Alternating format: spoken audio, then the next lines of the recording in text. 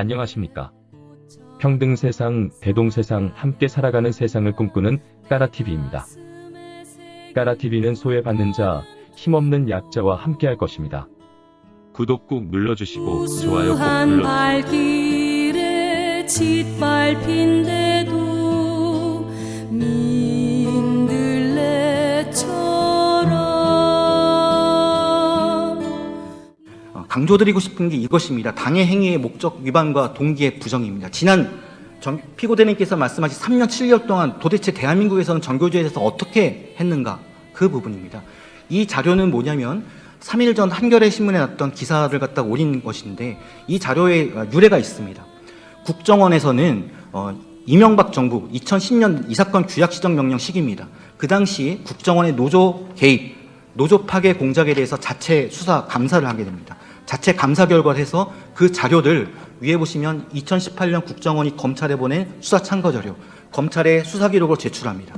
그리고 검찰은 그 수사 기록을 가지고 당시 원세훈 전 국정원장과 이동걸 전 고용노동부 정책보좌관을 노동법 위반으로 기소했습니다. 그리고 한 달 전에 서울중앙지방법원에서 유죄 판결이 선고됐습니다. 따라서 이 기록은 임의로 만든 것이 아니라 대한민국 국정원에서 만든 공문서입니다. 그 공문서의 제목을 한번 잘 봐주시기 바랍니다. 보면 전교조의 노조 불법단체 엄단 있고, 맨 오른쪽에 보면 전교조 노조 탈퇴 서한에 대한 내용이 있습니다. 맨 오른쪽에 보시면 이 부분이, 오른쪽 부분을 보시면 됩니다. 전교조 조합가의 탈퇴 서한이라는 부분이 보시고 이게 무슨 말씀인지 의아해 하실 겁니다. 이런 내용입니다. 2010년 11년으로 기억됩니다. 전교조 6만 조합원의 학교로 한 통의 편지식이 도달됩니다. 선생님이 계신 노동조합은 나쁜 노동조합이니까 빨리 노동조합을 탈퇴하세요 라는 조합 그 편지가 각 학교에 배달이 됩니다. 전교조 조합원들의 개인정보가 유출됐고, 그 유출된 정보를 토대로 한 보수단체가 6만 명의 조합원들한테 각 학교로 편지를 보낸 겁니다. 그 편지를 보낼 때 우편 봉투값이 들었고 편지 비용이 들었을 겁니다. 누가 들었냐? 국정원이 냈습니다. 대한민국 세금으로 사용되었습니다. 그 중에는 아마도 원고 조합원들이 낸 돈도 있었을 것입니다. 자기가 낸 세금이 자기에 대해서 부메랑으로 돌아온 것입니다. 또 하나, 국정원에서 밝힌 문서입니다. 이 문서 제목을 한번 유심히 봐주시기 바랍니다. 전교조의 삐뚤어진 행태를 바로잡을 기회다. 조직사수 투쟁 및 희생전술에 말려들지 않도록 치열하게 대응하자. 유관부처는 실무협의회를 가동시켜 전교조를 불법단체화 시켜라. 어떻게? 교과부는 징계를 하지 않는 교육청을 경고하고 9월까지 해직조합원을 양산을 유도해라. 다시 말씀드리지만 이건 대한민국 국가공문서고 국정원 문서입니다.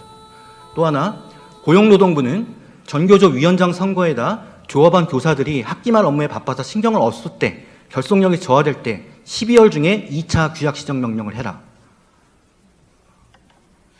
이게 피고가 말씀하신 지난 3년 7개월 동안 있었던 규약 시정 명령의 근거입니다. 태동입니다. 해직조합원을 만들어라. 무조건 해고해라. 그리고 전교조 위원장 선거 선생님들이 학기말 시험으로 바쁠 테니까 그때 규약 시정하고 전교조 불법단체화 해라. 그래야 손도 못 쓸 테니까.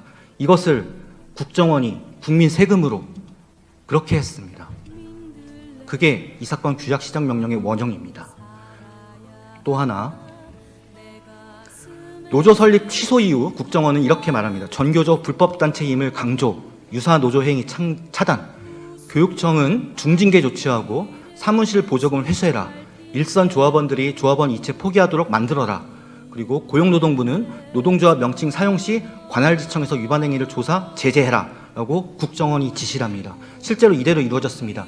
2013년 10월 24일 법원노조 통보 이후에 전교조 사무실은 뺏겼고요. 보조금은 회수당했고요. 조합비 이체를 끊었습니다. 그리고 전교조 위원장과 수석 부위원장은 고용노동청에 불려가서 조사를 받았습니다. 국정원이 만든 각본으로 그대로 이루어졌습니다. 대법관님들에게 말씀드리고 맨 밑에를 유독히 봐주십시오. 국정원이 만든 이 문서가 고용노동부에게 전달됐을까? 고용노동부한테는 주지도 않았습니다. 대통령실장, 정책실장, 민정홍보 고용복지수석, 교육문화수석. 무슨 말이냐? 피고가 노동조합의 자주성을 확보하기 위해서 원고에게 법원에도 통보했다? 아닙니다. 아닙니다. 대한민국 국정원과 당시 대한민국 청와대가 정치적 의견으로 반대 세력을 가진 전교조에 대해서 감히 해서는 안 될 반헌법적인 국가 노조 파괴 공작의 일환이 바로 이 사건 법의 노조 통보의 본질입니다. 제가 말씀 올린 것이 아니라 국정원 자체의 감사 결과가 그렇고 검찰의 수사 결과가 그렇고 지난 한 달 전 서울중앙지방법원 판결이 그렇습니다. 굉장히 무거운 사건입니다. 이 점 심도 있게 봐주시기를 간곡히 호소드립니다. 아까 대법관님 질문 주신 것처럼 2019년 작년 정부는 바로 피고 고용노동부 주관으로 교원노조법 개정안을 발의를 했습니다. 거기에 보시면 교원노동조합에 가입할 수 있는 교원의 범위를 교원으로 임용되어 근무하였던 사람으로서 노동조합 규약으로 정하는 사람으로 확대함. 딱 누구냐? 원고조합원을 해고자도 조합원 가입시키겠다는 조항입니다. 제가 궁금한 것은 한편에서는 해고자를 조합원 가입시켜야 된다고 입법을 발의하고 다른 한편에서는 6만 명이 가입된 전교조에 대해서 9명 해직자를 이유로 법인노조 통보하는 것을 하나의 정부가 두 개의 행동을 할 수 있는가? 그것입니다.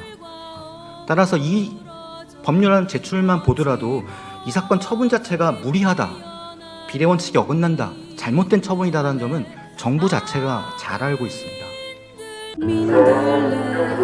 민들레처럼 살아야 한다. 내 가슴에 새긴 불타는 투구,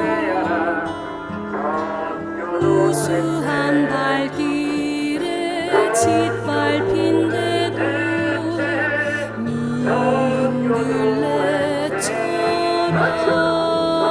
민들레처럼 모질고 모진이 생존의 땅에 내가 가야 할 저 투쟁의 길에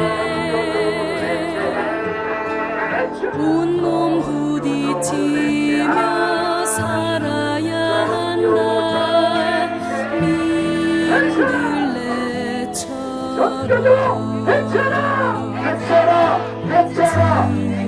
특별하지 않을지라도 결코 빛나지 않을지라도